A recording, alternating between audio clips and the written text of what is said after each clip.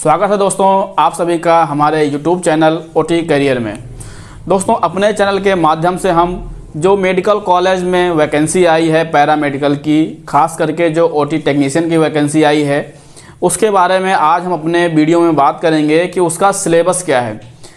पिछले कुछ समय पहले जो एग्ज़ाम हुए हैं ओटी टेक्नीशियन के, उसको देखते हुए उसका जो आपका जो एग्ज़ाम पेपर था और उसका जो सिलेबस आया है, उस सिलेबस के आधार पर यहाँ पे हमने देखा कि सिलेबस में क्या क्या आने वाला है, वही आज हम वीडियो में डिस्कस करने वाले हैं। तो सबसे पहले जैसे कि बताया गया है कि आपका जो पेपर होगा उसमें 100 क्वेश्चन होंगे और हर एक क्वेश्चन आपका 1 नंबर का होगा, तो आपका 100 क्वेश्चन आपके 100 नंबर का हो गया।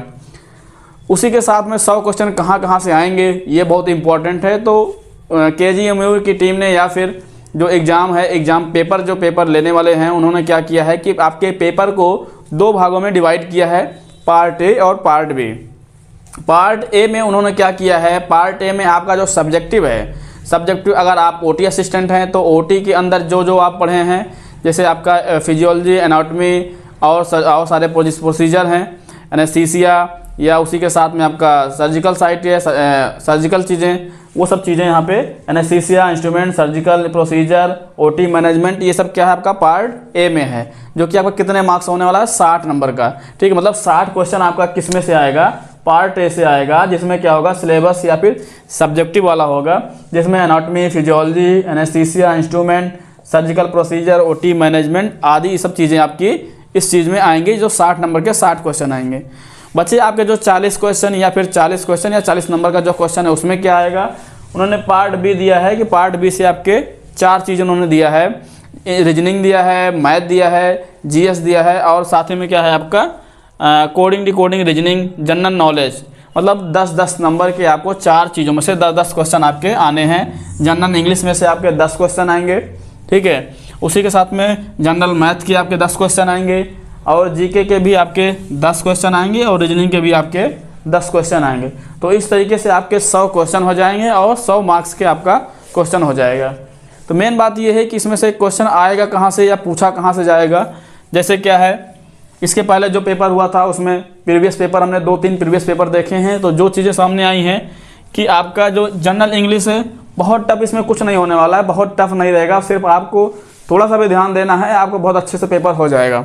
ठीक है, जैसे जनरल इंग्लिश में क्या है, एंटोनिम, सिनोनिम्स आए थे, एक पैराग्राफ आया था, पैराग्राफ से 3-4 क्वेश्चन मिले हुए थे, तो एक पैराग्राफ आएगा और एंटोनिम, सिनोनिम्स आएगा और साथ ही में 2-4 क्वेश्चन और आएंगे, डायरेक्ट, इनडायरेक्ट, मतलब बहुत सिंपल चीज़ें इसमें आती हैं, बहुत टफ क्वेश्चन आपका नहीं होता है, सिर्फ जनरल इंग्लिश कहने के लिए है। ठीक है, तो जनरल इंग्लिश बहुत ही इंपॉर्टेंट है, 10 नंबर का आएगा, जिसमें से आप बड़े आराम से 8-9-10 क्वेश्चन बड़े आराम से कर लेंगे।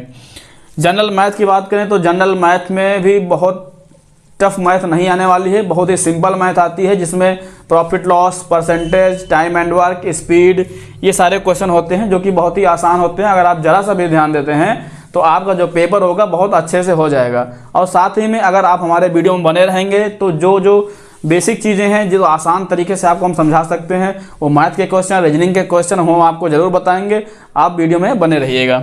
ठीक है, जीएस में क्या है, जनरल नॉलेज। जनरल नॉलेज में इसमें इतिहास, भूगोल ज़्यादा कुछ नहीं पूछा गया था। इसमें क्या क्या पूछा गया था, जैसे जो जनरल अवेयरनेस की चीज़ें हैं, एनेस्थीसिया डे कब है, विश्व स्वास्थ्य दिवस कब है, तो मतलब 1 दिवस से क्वेश्चन, कम से कम 1 या 2 दिवस से क्वेश्चन आए थे। और साथ ही में कुछ जो जनरल चीज़ें हैं, जो इंस्ट्रूमेंट के बारे में या फिर जो और चीज़ें हैं कि क्या क्या किसी, जैसे कोई नई डिजीज आ रही है, वो डिजीज को कैसे समाप्त किया जाए, या फिर इंजेक्शन, तो कुछ इस तरीके से जो मेडिकल लाइन से, जीके में जो मेडिकल लाइन से रिलेटेड हैं, उस टाइप के क्वेश्चन इसमें पूछे गए थे। 10 क्वेश्चन में से 8-9 क्वेश्चन सिर्फ इस टाइप के थे, तो बहुत ही इंपॉर्टेंट है। रीजनिंग की बात करते हैं, रीजनिंग में कोडिंग, डिकोडिंग बहुत ही इंपॉर्टेंट है, चाहे वो वर्बल हो चाहे नॉन वर्बल।